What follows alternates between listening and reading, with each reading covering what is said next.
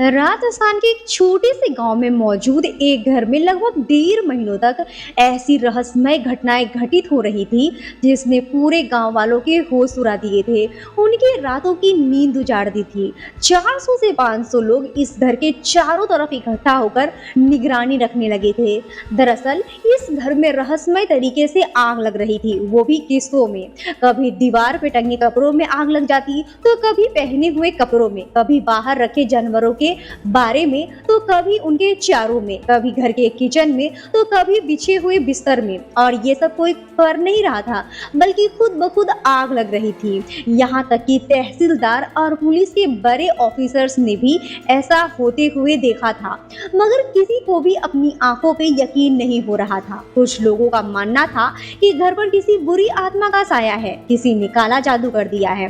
लोग जो ये मामला समझ रहे थे, इतना भी ये सरल नहीं था। घर में पहले भी ऐसे कुछ भयानक और अजीब घटनाओं ने करवट लिए थे कि लोग ऐसा सोचने पे मजबूर हो गए थे। यहाँ तक कि हफ्तों महीनों पुराने दफन शव को भी बाहर निकालना पड़ गया था। आखिर क्या था ये पूरा मामला, और इस घर में बारी बारी आग क्यों लग रहे थे? कौन था इस सब चीज के पीछे? आइए आपको बताते हैं चूरू के पुनिया फैमिली केस के बारे में।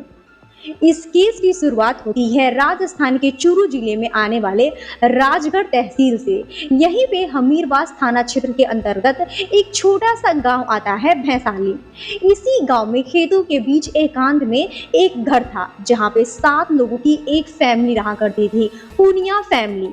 ये बात है जनवरी 2024 के दिनों की। घर के मुखिया थे भूप सिंह पुनिया। ये यहाँ पे अपनी पत्नी मेनका, 2 बच्चे अनुराग और गर्वित, माँ संतोष देवी, दादा हरि सिंह और दादी कस्तूरी देवी के साथ रहा करते थे। ये कुशल परिवार था। घर में किसी भी चीज की कोई कमी नहीं थी, कोई दिक्कत नहीं थी। परिवार की खेती बाड़ी भी थी। भूप सिंह का अपना बिजनेस भी था। ये एक आम मिडिल क्लास परिवार था। भले ही इनका घर एकांत में हो, लेकिन ये अपने गांव के लोगों से जुड़े हुए थे, घुल मिलकर रहा करते थे। अब शुरू होता है इस परिवार में भयानक घटनाओं का सिलसिला। तारीख थी 31 जनवरी 2024 की। बिल्कुल सुबह सुबह का समय था। वैसे ही ठंड का मौसम भी था, कड़ाके की ठंड पड़ रही थी।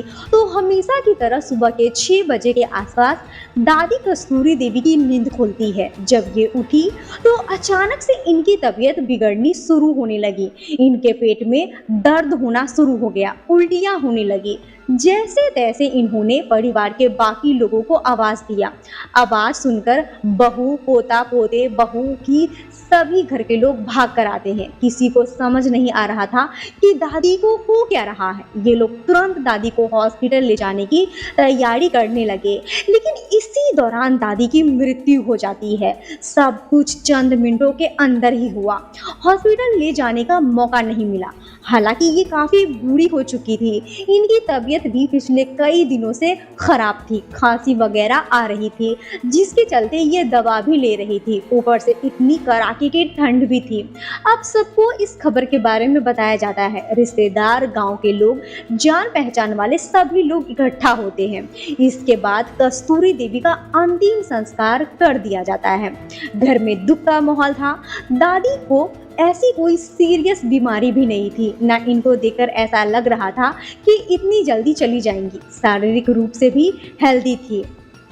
फिर भी हो सकता है कि ठंड को झेल ना पाई हो। मृत्यु के बाद सारी क्रियाविधि की जाती है। धीरे धीरे कुछ दिन गुजरता है। 9 फरवरी 2024 से अचानक भूप सिंह के छोटे बेटे 4 साल के गर्वित की भी तबीयत बिगड़नी शुरू हो जाती है। इनके हाथ पैर कांपने लगे, पेट में दर्द शुरू हो गया, उल्टियां होने लगी। अभी कुछ 8 से 10 दिन पहले घर में एक मृत्यु हुई थी। अचानक से इस बच्चे को क्या होने लग गया? घर वाले बहुत घबरा जाते हैं। बच्चे को हॉस्पिटल ले गए। इनको आखिर हुआ क्या? डॉक्टर ये समझ नहीं पा रहे थे।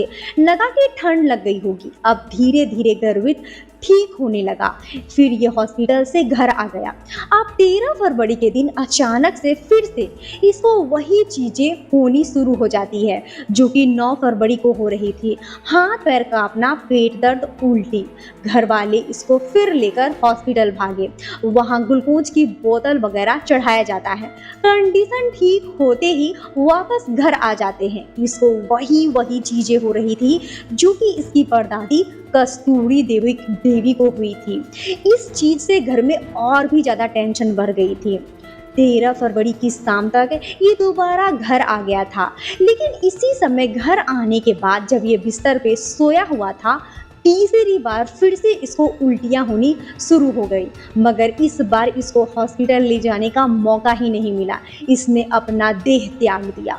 इस 4 साल के बच्चे गर्भित की भी मृत्यु हो गई। बस 13 से 14 दिनों के अंदर ही पूनिया फैमिली में 2 मौत हो गई थी। अभी भी किसी को कोई संदेह नहीं होता है। सबको लगा कि तबीयत खराब हो गई थी, इसीलिए मृत्यु हो गई।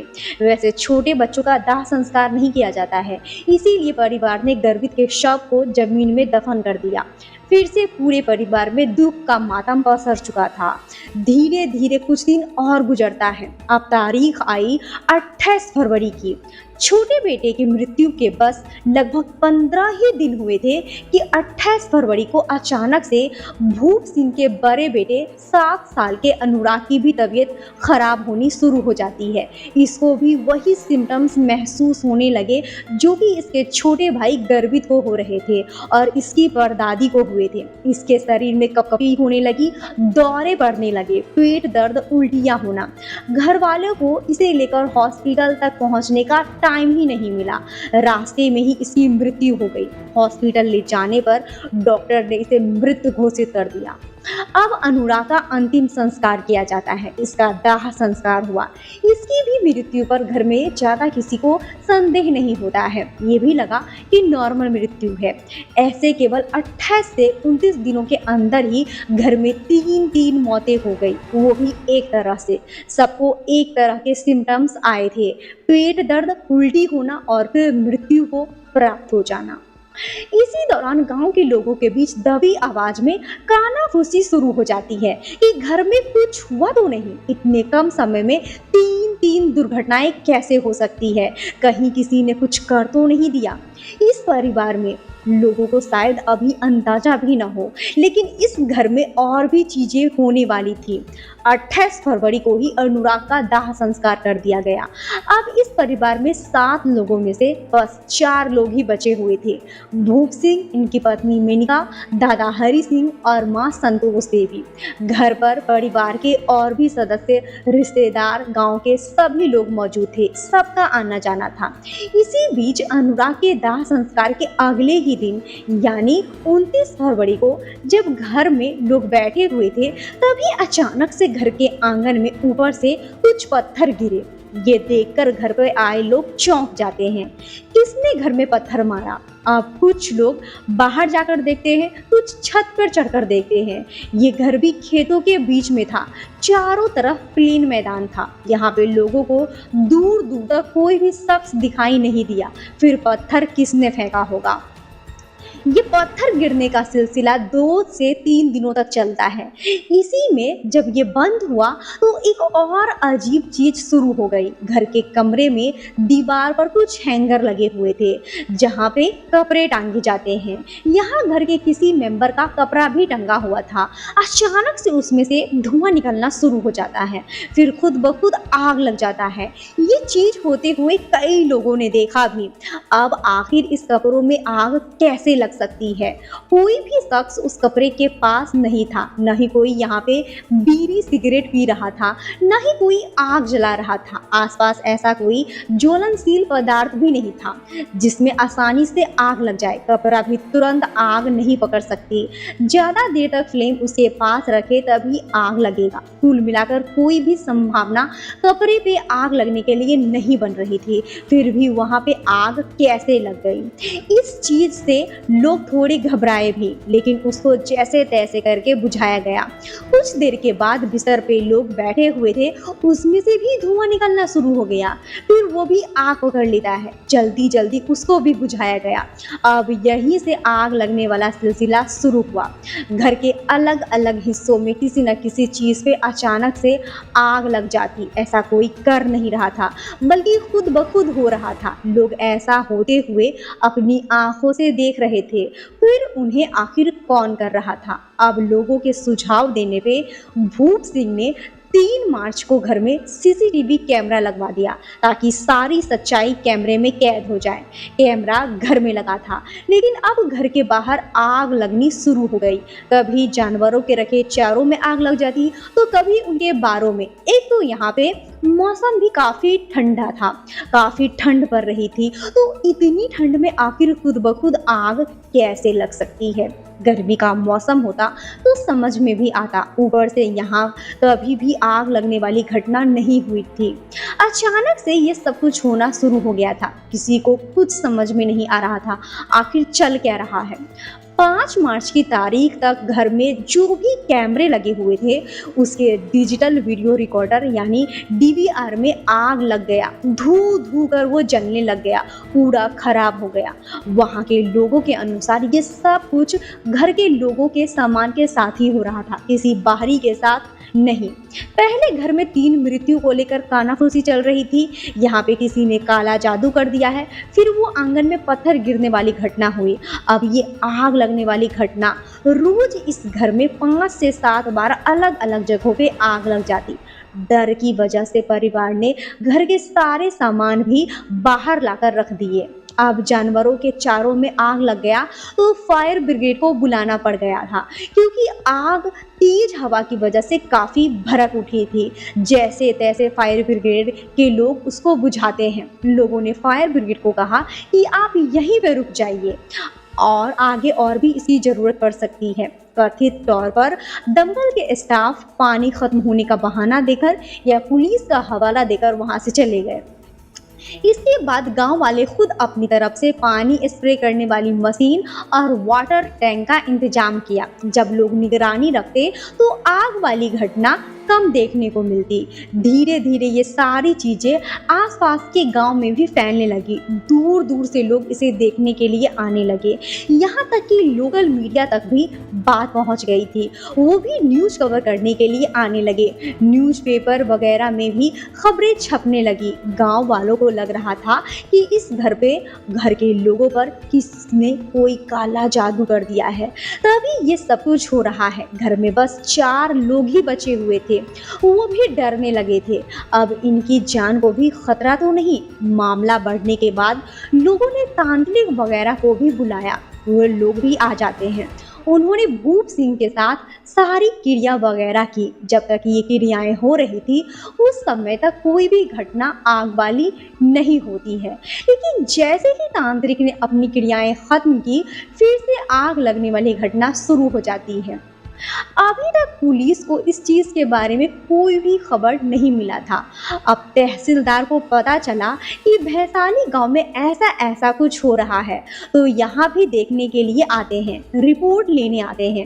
इनका कहना था कि ऐसा कुछ नहीं हो सकता, जरूर कोई शरारत कर रहा है, इसके पीछे किसी की साजिश है। वहाँ के लोगों के अनुसार तहसीलदार के सामने ही करीब 3-4 बार आग लगती है। एक बार तो किसी फैमिली मेंबर के पहने हुए कपड़ों में आग लग जाती है। तहसीलदार को भी अपनी आंखों पे यकीन नहीं हुआ। इस घर के चारों तरफ 400 से 500 लोग इकट्ठा हो गए थे। लोगों ने निगरानी रखनी शुरू कर दी।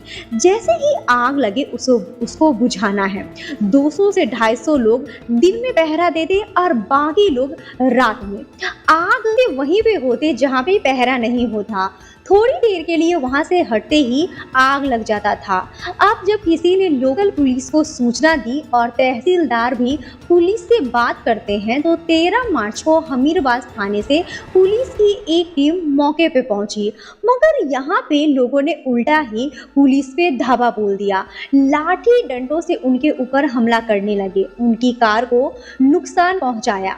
3 पुलिस वाले घायल भी हो जाते हैं। जैसे तैसे वो गांव से निकलते हैं। आखिर गांव वालों ने पुलिस पे हमला क्यों कर दिया? जिन्होंने पुलिस पे हमला किया उनके ऊपर मुकदमा दर्ज किया जाता है। अब यहीं से पुलिस की भी एंट्री होती है। 14 मार्च को पुलिस के बड़े अधिकारी फोर्स लेकर गांव पहुंचते हैं, ये जानने के लिए कि आखिर यहाँ पे हो क्या रहा है, इतने सारे लोग इकट्ठा क्यों हैं, पुलिस पे हमला क्यों किया गया। गांव वाले सारी आग वाली घटना के बारे में बताते हैं। ग्रामीणों ने कहा कि अगर ऐसा चलता रहा तो गांव के बाकी घरों में भी कहीं ऐसी ही घटना होनी शुरू ना हो जाए।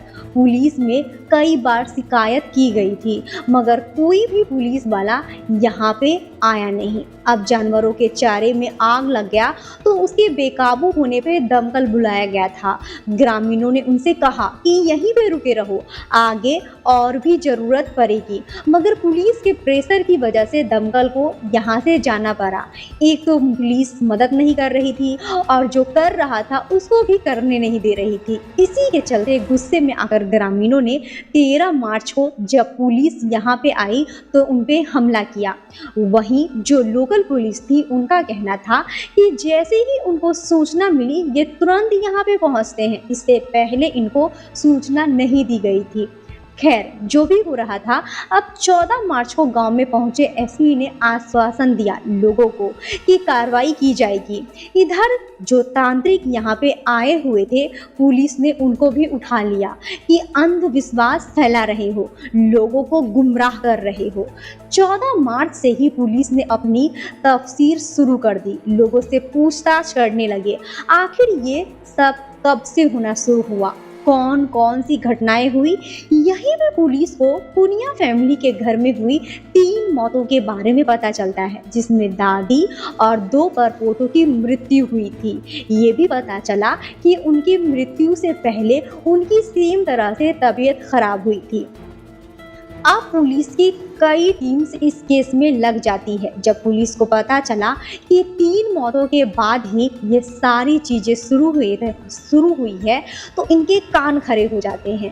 अब इनके दिमाग में घूमने लगा कि क्या वो मृत्यु नेचुरल थी या फिर उनका कत्ल हुआ था। तीनों की मृत्यु एक तरह से कैसे हो सकती है। पुलिस के सामने एक और दिक्कत थी कि दादी और परपोतों की मृत्यु का कैसे पता किया जाए, क्योंकि उनका तो दाह संस्कार करके अस्थियों को विसर्जित कर दिया गया होगा। इसी बीच मिला कि जो सबसे छोटा बच्चा था गर्भित, उसकी जब मृत्यु हुई तो उसका दाह संस्कार नहीं किया गया था बल्कि दफनाया गया था।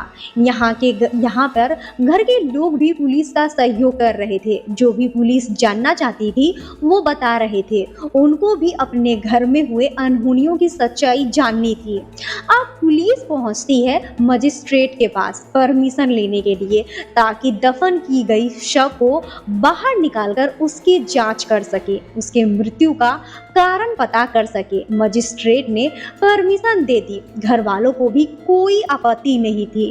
अब पुलिस वाले, फोरेंसिक टीम, खुदाई करने वाले मजदूर, गांव के लोग, सभी लोग शमशान पहुंचते हैं जहां पे गर्भित का शव दफनाया गया था। उनके शव को बाहर निकाला गया, उसको पोस्टमार्टम और विसरा जांच के लिए भेजा जाता है। अब पुलिस को इंतजार था फोरेंसिक रिपोर्ट के आने की। इसी बीच ये गांव में लोगों से पूछताछ भी कर रहे थे, फैमिली बैकग्राउंड को समझ रहे थे। इसी में ही पता चला कि घर के जो मुखिया है भूप सिंह पुनिया, इन्होंने जीएनएम का कोर्स किया हुआ है, यानी जर्नल नर्सिंग एंड मिडवाइफरी। ये पहले राजगढ़ के भवानी देवी हॉस्पिटल में कंपाउंडर का काम करते थे। इनका गांव के बस स्टैंड के पास एक मेडिकल स्टोर भी है। उधर जब गर्भित की पोस्टमार्टम रिपोर्ट और विसरा जांच की रिपोर्ट आई तो उसमें सामने आया कि बच्चे की मृत्यु एक विशेष प्रकार की दवा के ओवरडोज से हुई है। एक प्रकार से इस दवा ने जहर का काम किया है, हम आपको उसका नाम नहीं बता सकते। यानी ये मृत्यु नेचुरल नहीं थी, इसका मतलब कि इसका कत्ल हुआ है। अब इसकी मृत्यु के दौरान जो भी सिम्टम्स सामने आए थे वही सिम्टम्स इसके बड़े भाई और परदादी में भी देखे गए थे। इसका मतलब कि उनका भी कत्ल किया गया है। इसी दवा से, इसी जहर से। मगर उन दोनों का तो अंतिम संस्कार हो गया था, इसीलिए असली सच्चाई पता नहीं चल सकती थी। पुलिस की बस ये थ्योरी थी। यहाँ पुलिस को जानकारी मिली कि बच्चों के पिता भूप सिंह मेडिकल फील्ड में है, यानी इनको दवाइयों के बारे में पता होगा, केमिकल्स के बारे में नॉलेज होगी। कहीं इसी ने तो सारी चीजें नहीं की। 22 मार्च की सुबह तक पुलिस ने शक के आधार पर अनुराग गर्वित की मां मेनका और पिता भूप सिंह इनको हिरासत में ले लिया।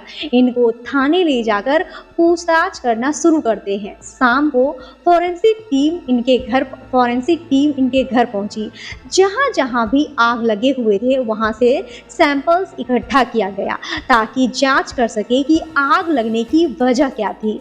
सारी चीजें कलेक्ट करके लैब भेजा गया। थाने में पूछताछ करने के बाद पुलिस ने मेनका को छोड़ दिया, क्योंकि इनके बयान में लगा ही नहीं कि ये कत्ल में शामिल है। आगे पुलिस ने भूप सिंह से भी और भी सख्ती की।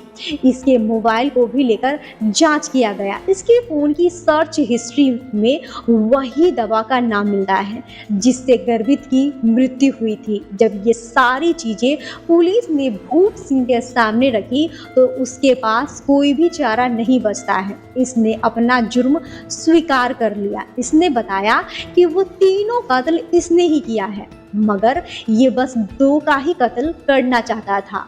बस ये अपने बच्चों का ही कत्ल करना चाहता था, मगर दादी का भी कत्ल करना पड़ा। दादी को खांसी आ रही थी तो अपनी खांसी की दवा पीती थी। भूप सिंह ने 28 जनवरी को दवा में जहर मिला दिया था, जिसे पीकर उनकी तबीयत और भी खराब होने लगी और 31 जनवरी को उनकी मृत्यु हो गई। 9 फरवरी से उसने वही जहर अपने छोटे बेटे गर्वित को भी दूध में मिलाकर देने लगा। उसकी भी तबीयत खराब हुई, हॉस्पिटल में एडमिट हुआ और ठीक हो गया। 13 फरवरी को ये घर आ जाता है। जब वो सो रहा था तो सिरिंज में जहर भरकर भूप सिंह ने उसके हाथ में लगे कैनोला में इंजेक्ट कर दिया। गर्वित की फिर से तबीयत खराब हो जाती है, हॉस्पिटल ले जाया गया, फिर से वो ठीक हो जाता है, घर आ गया। आज शाम को जब वो घर में सो रहा था तो सिरिंज में वही जहर भरकर भूप सिंह ने उसके मुंह में इंजेक्ट कर दिया, जिसके बाद उसको खूब उल्टी हुई और चंद मिनटों में मृत्यु हो गई। भूप सिंह सारी प्लानिंग के तहत घटना को अंजाम दे रहा था। इसने अपने फोन में काफी सर्च और रिसर्च की। अब 2 बार ये गर्वित के कत्ल में असफल हो गया था, इसीलिए इसने और भी पावरफुल जहर के बारे में रिसर्च किया। ये उसको मंगवाता है, क्योंकि ये मेडिकल स्टोर चलाता था तो दवाई इनको आसानी से मिल जाती थी। इसने दूसरे जहर का इंतजाम किया।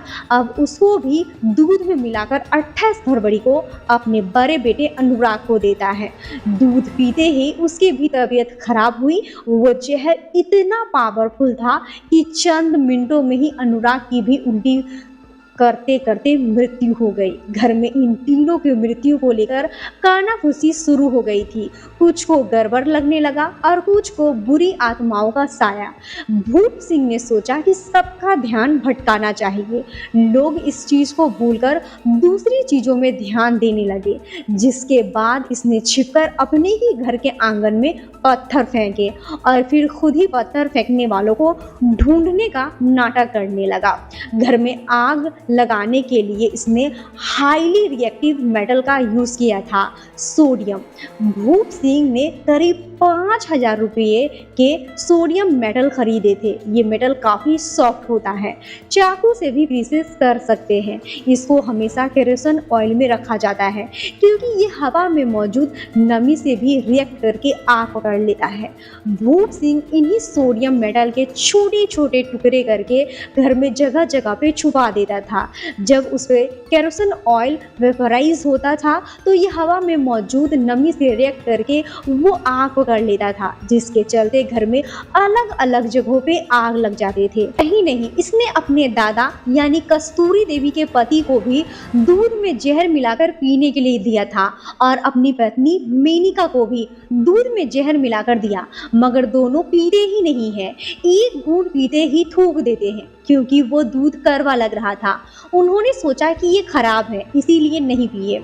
जहाँ पे गर्भित के शव को दफन किया गया था, उससे थोड़ी दूर पर भूप सिंह ने सोडियम मेटल को भी जमीन में दफन करके छिपाया था। जब भी जरूरत होती तो वहीं से निकाल कर ले जाता और कांड करता। पुलिस ने उस सोडियम मेटल को भी बरामद कर लिया, साथ में दोनों जहर को भी बरामद करती है। इस तरह से एक सन की पिता ने शक के चलते अपने ही 2 बच्चों का कत्ल कर दिया। उनके कत्ल के लिए अपनी दादी का भी कत्ल किया, साथ में अपनी पत्नी और दादा का भी कत्ल करने की कोशिश की। अगर इसे लगता है कि इनकी पत्नी का कहीं अफेयर चल रहा है तो ये सीधे अपनी पत्नी से बात कर सकता था, अपने बच्चों का डीएनए टेस्ट करवा सकता था, मगर इसने ऐसा नहीं किया। भूप सिंह ने लोगों को भड़काकर पुलिस पे हमला करवाया था। कहा कि आग लगने की इतनी शिकायतें थी, लेकिन पुलिस नहीं आई। फायर ब्रिगेड भी वापस बुला लिया, जबकि भूप सिंह के कहने पर ही पुलिस ने फायर ब्रिगेड को वापस बुला लिया था और इसने किसी भी तरह की शिकायत नहीं की थी। इस तरह से इसने ऐसी भयानक साजिश रची और इसने अपने घर को भी जगह जगह पे आग लगाकर खराब कर दिया, बर्बाद कर दिया। महीनों तक ये पूरे गांव वालों को, मीडिया को बेवकूफ़ बना रहा था, मगर गर्भित के दफन सबसे सारी सच्चाई बाहर आ गई। अगर इसका भी दाह संस्कार हो जाता तो पुलिस को सच्चाई बाहर लाने में थोड़ी मुश्किल होती, लेकिन सच्चाई बाहर आ जाती। कोई भी अपराधी चाहे जो कर ले, लेकिन उसका अपराध छिपता नहीं है। 26 मार्च 2024 तक सारी सच्चाई बाहर आ जाती है। आज की कहानी यहीं पे ख़त्म करते हैं। तो दोस्तों, इस पूरे घटनाक्रम को सुनाने का उद्देश्य आपका दिल दुखाना नहीं है, आपको परेशान करना नहीं है, बल्कि आपको सचेत करना है, आपको जागरूक करना है। इस घटना पे आप सबकी क्या राय है? क्या भूप सिंह ने बस शक के आधार पर अपने दोनों मासूम बेटों की जान ले ली? ये सही था? इसके लिए इसे क्या सज़ा होनी चाहिए? कमेंट सेक्शन में अपनी राय जरूर दें। वीडियो अच्छी लगी हो तो इसे ज़्यादा से ज़्यादा शेयर करें अपने दोस्तों को, फैमिली को। वीडियो को लाइक कर चैनल को सब्सक्राइब कर लीजिए और बेल आइकन दबाना न भूलें सबसे पहले, ताकि सबसे पहले हमारी वीडियो आप तक पहुंचे। धन्यवाद।